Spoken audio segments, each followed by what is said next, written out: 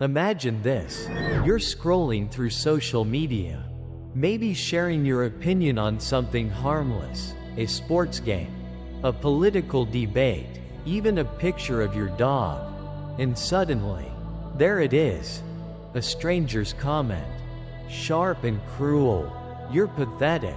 Nobody cares what you think. And for some reason, those words stick. You carry them with you all day. They replay in your head while you're driving, while you're at work, even when you're trying to fall asleep. Why do we allow the words of someone we don't even know, someone who probably doesn't even know themselves, to have so much power over us? Today, I want to share with you a timeless truth from Stoicism. Words don't hurt you, unless you let them. Here's the reality.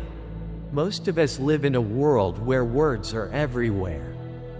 Online comments, office politics, family disagreements, even the people closest to us can sometimes cut us down with what they say. And when those words land, they feel like daggers.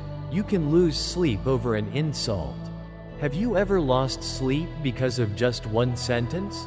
You can doubt yourself because of one piece of criticism.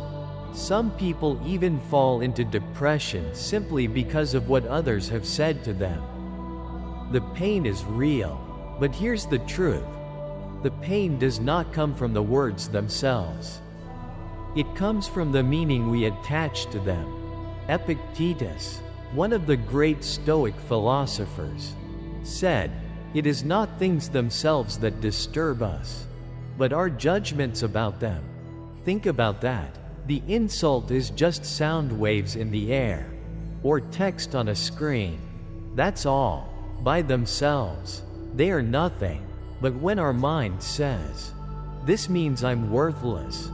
This means I'm not good enough. This means they're right about me," that's when we suffer.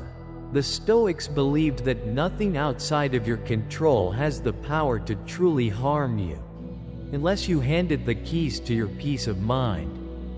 Let's say your boss tells you in front of the team, "That report you wrote was sloppy. Honestly, I expected better from you." For most people, those words would sting. You'd feel embarrassed, maybe even humiliated. You might carry that anger and shame for weeks. But a Stoic response is different.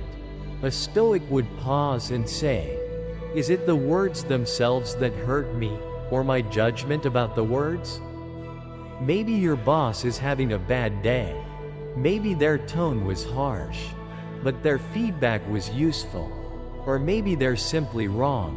Either way, the insult has no power unless you grant it power. Now let's talk about online trolls. Picture this. You post something on Facebook or YouTube, and some stranger comments, "You're an idiot. Your voice is annoying. Please stop making videos." You have two choices. You can give those words power, feel crushed, maybe even quit, or you can see them for what they are. Just text. Typed by someone you'll never meet, probably sitting in their basement eating Cheetos. Marcus Aurelius, the Roman emperor and Stoic, once wrote, "If anyone can show me that I am wrong, I will gladly change, but if it is just abuse, that is nothing to me." That's the mindset. Criticism may contain truth.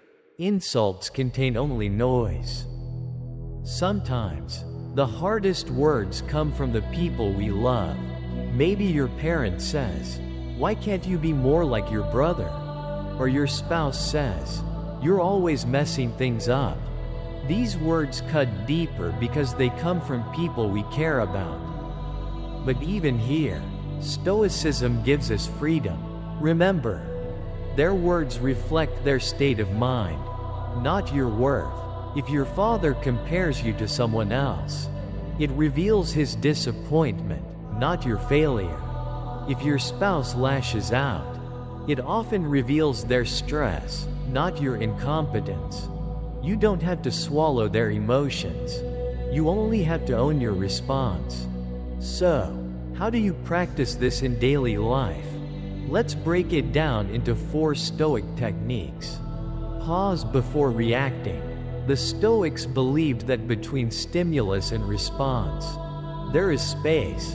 When someone insults you, don't respond instantly. Breathe. Give your mind time to choose the response, instead of letting anger choose it for you. Reframe the insult. Ask yourself, is there any truth here? If yes, treat it as free feedback. If not, then it's irrelevant. Either way, you win. Detach your worth from opinions. Remember Epictetus.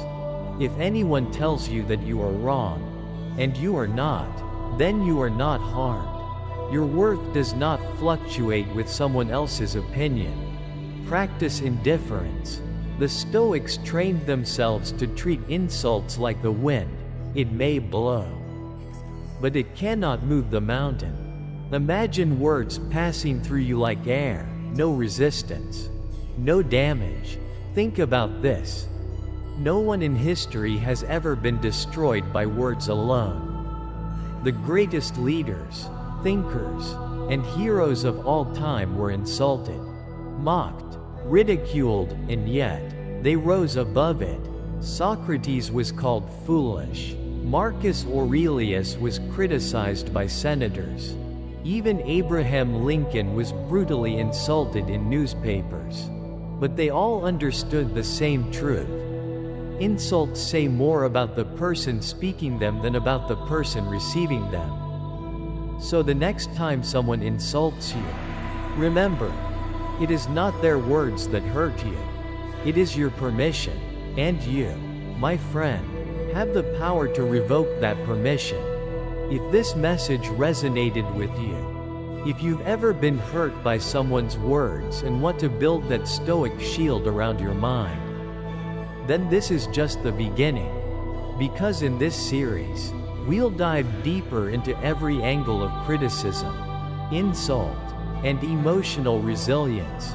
You'll learn how to stay calm under attack, how to turn humiliation into strength, and how to live with unshakable confidence. Don't just watch this video and move on. Practice it today. The next time someone insults you, remember, you are the gatekeeper of your peace. Subscribe now, and let's walk the Stoic path together. So if you found value here, do me one favor. Hit that subscribe button and join our community of Stoic thinkers. Leave a comment below. Tell me about a time someone's words hurt you, and how you responded. And remember, words only hurt if you let them. Stay strong, stay stoic,